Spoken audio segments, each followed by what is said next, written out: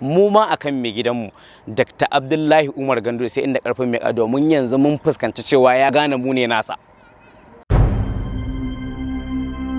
Kira gurin SA gaskiya ni ban ga alamar za mu samu magaci ta nan ba, amma kiran mu ya tafi gurin mai girma gwamna, ya tafi gurin sanata, ya tafi gurin dan majalisar tarayya, ya tafi gurin dan majalisar jiha, ya tafi gurin ciyaman din karamar hukuma.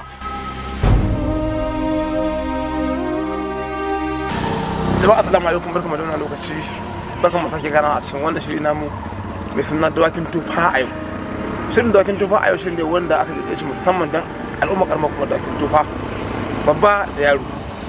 Karamar kuma Dawakin Tofa ne mazaɓa guda 11 garin da kashi guda 38, wanda kuma shiri ne wanda aka wallafa shi domin ba wa 'yan asalin karamar kuma Dawakin Tofa damar faɗin albarkacin bakinsu ta bisa kan yin godiya ko kawo koke ko wani abu da ya kamata haka cikin dattako, karamci, mutuntakar dan adam.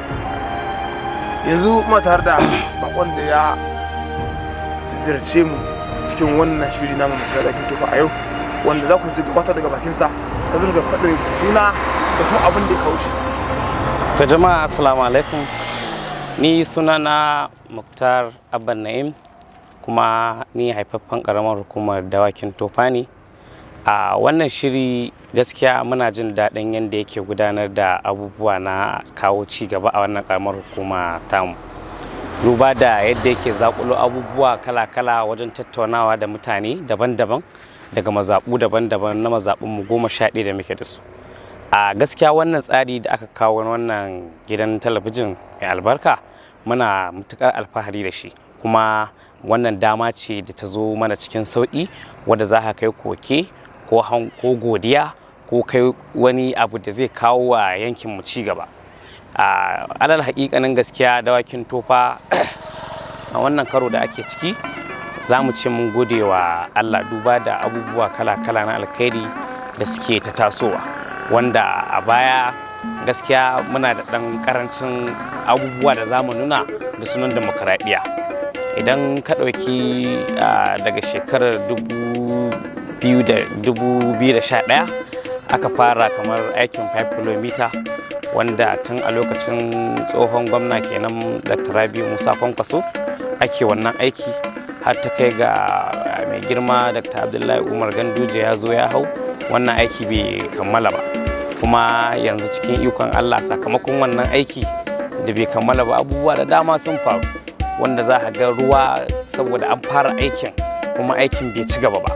Yau a zo a ce za a ci gaba, gobe a ce za a ci gaba, har dai Allah ya sa aka gama 2015 ba tare da an ci gaba da wannan aiki ba. Muka shigo 19, yanzu dai gashi muna 2021 kuma ma'aikata sun dawo, ana ci gaba da wannan aiki. Idan ka duba za a gani daga nan kwanan model zuwa kwanan maratayi aiki ya miƙa, ya taho yanzu ya zo yar kasuwa, daga yar kasuwa kuma sun ɗauka daga nan ƙofar kudu, daga nan ƙofar fara sun yi ƙofar kurto. Wannan muna godiya, kuma muna fata ubangiji Allah ya sa wannan aiki kafin a fara ruwa ya ce ya kammala.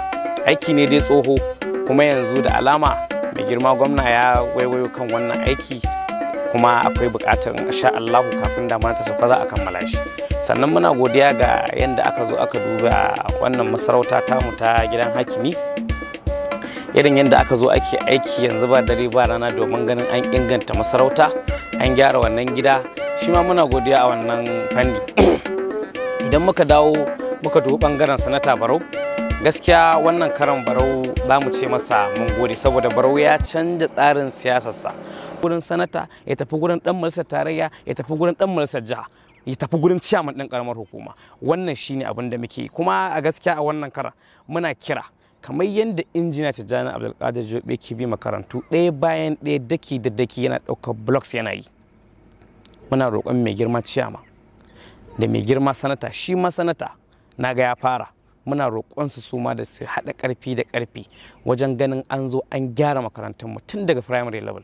Magana ta gaskiya yanzu idan ka zo ka ɗauko wannan primary, wadda dukkanin wani babba a nan garin tun daga kan mai girma gwamna zuwa kan na ƙasa, wannan makaranta ita ce babarsu, ita ce suka yi duk farkon karatu a duniya shine primary. Kuma wannan makaranta tana buƙatar abubuwa da dama, tana buƙatar na wannan makaranta da ke cewa ita ce a uwa goye marayu wacce ta goye dukkan wani babban dan boko ko tsohon dan boko a karamar kuma dawakin tufa. Wasu daga cikin sun yi girman da ba su san abin da ke faru a cikin ta ba. A yau kuna kai musu koken cewa ga to ai yanzu za su gani tunda zamani ya zo ta hanya mafi sauki, wataƙila an kai takardar kafin ta je shi wanda zai kai tsoro yake ji, ko ba tsoro yake ji ba kafin ta je sai ta bi ta nan ta bi ta nan ta bi ta nan ta bi ta nan. Amma yanzu tunda zamani ne ya zo na kana zaune a ɗaki a cikin wayarka ko a allon talabijin ɗinka da sauransu, za ka iya kalla ka ji ƙorafin mutanen ƙaramar hukumar dawakin tofa. Muna kira ga mai girma gwamna, ina so ka sani ya kai ɗan jarida, wannan makarantar report din da ya zo mana shine mai girma gwamna ya ba da dama a je a duba ta a mata budgetin sama da shekara 1 da rabi da suka wuce, a je a gano gabaki ɗaya makarantar mai to ya ciki karatu. Al'umma sun bibiya wannan al'amari. Al'umma sun bibiya, mun taɓa tattaunawa da shi headmaster na wancan lokaci, ya gaya mana irin kwafi ya nuna mana takardu da irin abubuwa da aka nuna musu za a zo a wannan makaranta. Amma sai kwanan nan sanata Barau ya zo ya dube sai musu block a cikin wannan makaranta. Gwamnan jihar Kano mai ci yanzu wannan makaranta yi, Audu Dawakin Tofa wannan makaranta yi, akwai manyan mutane wanda akwai chairman da wannan makaranta suka yi, akwai mataimakin deputy gwamna wanda ya rasu wannan makaranta yi, akwai manyan mutane wanda wannan makaranta ya kamata a ce ko ba a gyara kowace makaranta ma a jihar Kano ba gabaki daya a ce an gyara wannan makaranta.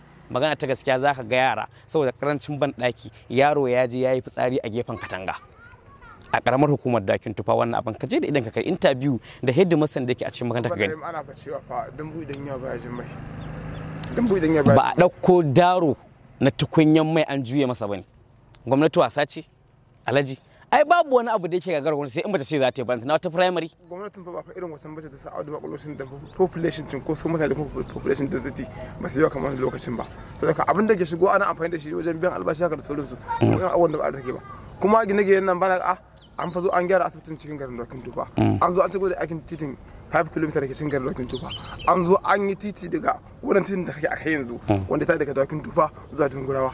Ba ganin to idan waɗannan ayyukan an yi su sun lashe waɗannan makudan kuɗaɗe, wannan primary ƙwaya nawa take? Za ka zo ka tarar da saboda rashin bulak an saka yara 200 ƙananan yara 150 a cikin class guda ɗaya. A is not fair ma ka ce da ni wai dan bune yawa wai wannan makaranta a ce ba za a gyara ta ba. Idan kuma wannan abin ya citira sai mu ƙara mika koken mu ko mu koma gurin Barau din ko mu koma gurin injiniya Tijjani Abdulkadir Jobe. Na manta fara Abdullahi Umar Ganduje gwamnan jihar Kano ne ba gwamnan Dawakin Tofa kadai bane ba. Akwai ƙananan hukumi da dama. To ai barka to a wannan gabar barka ji. Babban ribar dan siyasa, ka san da me ake gama dan siyasa a sallame shi shine a kalle ka a ce baka ci akwatin ka ba. To me yasa ba a ce baka ci jihar ka ba ko baka ci inda kake wakilta ba haka bane. Tsarin siyasa shine ka fara sallama gida. Da abin da za a yi maka ƙarshen rayuwarka a siyasa gida za ka dawo. Nauyin nan fa na amana da aka ɗauka wanda Allah ya rata a wuyansa, al'ummar jihar Kano ta a wuyansa. Nauyin na al'ummar ƙananan hukumomin Kano 44. To al'ummar jihar Kano yanzu misali 'yan cikin birni idan ka ɗauko gan ba a sallame su ba, idan ka zo dangi ba a sallame ta ba, idan ka zo wannan titi da yake a kofar ruwa ba a sallame shi ba, ka je ka ga aikin biliyoyi Alhaji balantana wannan. Abin da aka yi a game da abin da aka yi a kofar ruwa sai za a dauki tana bukatar flyover ne. Ba magana flyover nake maka ba, to tunda magana ba flyover muke bukata ba sai a yi mana abin da yake daidai da mu. Mu tsawwala ba, mu ce sai an kaza ba, amma dai akwai damammaki wanda muke bukata a ce ko yaya, tunda akwai alfarma ta mai girma gwamna da sauran manya-manyan mutanen nan duk yanda dama ta zo to a ce 'yan Dawakin Tofa su ne a gaba, domin ubanmu shine kowa a ƙarƙashin sa yake. Mai gidanmu, ubanmu, kakanmu Dr. Abdullahi Umar Ganduje, duk wanda ka sani a faɗin jihar Kano kowane ne a ƙarshen sa yake. To ya kamata a ce ko menene ko ya taso mu 'yan ƙaramar hukumar Dawakin Tofa mu ne a gaba.